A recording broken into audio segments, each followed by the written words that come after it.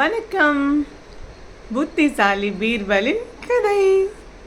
ஒரு நாள் ராஜா அக்பரும் பீர்பலும் ஒரு நதிக்கரை ஓரமாக நடந்து போயிட்டு இருந்திருக்காங்க.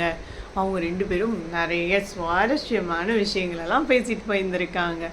திடீர்னு பார்த்தா ஒரு விவசாயி வேகமாக ஓடி வந்து ராஜாவோட காலை கட்டி பிடிச்சி ஓட அழுவ ஆரம்பிச்சிட்டார். பின்னாடி ஒரு குண்டா ஒரு ஆள் நின்றுட்டு இருந்திருக்கான்.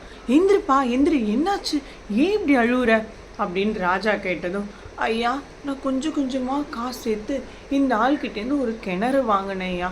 கிணற வாங்கி என் மாடு கண்ணுக்கெலாம் தண்ணி கொடுக்கலான்னு போகிற நேரத்தில் இவன் சொல்கிறான், இந்த பாரு இந்த கிணற மட்டும்தான் நான் உனக்கு விற்றுருக்கேன், உள்ளே இருக்க தண்ணி எனக்கு சொந்தம் அப்படின்னு சொல்லிட்டான் ஐயா.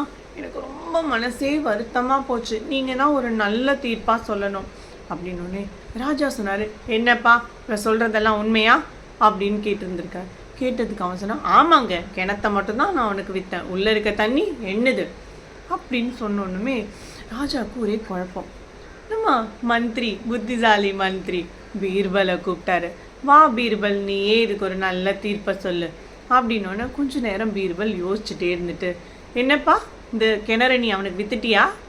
ஆமாங்க, கிணறு அந்த விவசாயிக்கு தாங்க சொந்தம், உள்ளே இருக்க தண்ணி அது எனக்கு சொந்தங்க.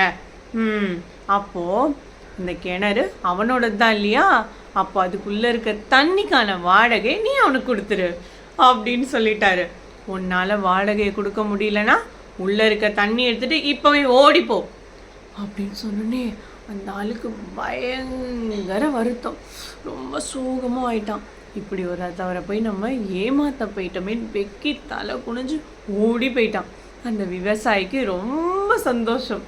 பார்த்தீங்களா நம்ம புத்திசாலி பீர்பல் எவ்வளோ அறிவாளித்தனமாக ஒரு பிரச்சனைக்கு தீர்வு கொண்டு வந்துட்டாருன்னு. இன்னும் நிறைய கதைகள் பார்க்கலாம். குழவியே கதை கேளு.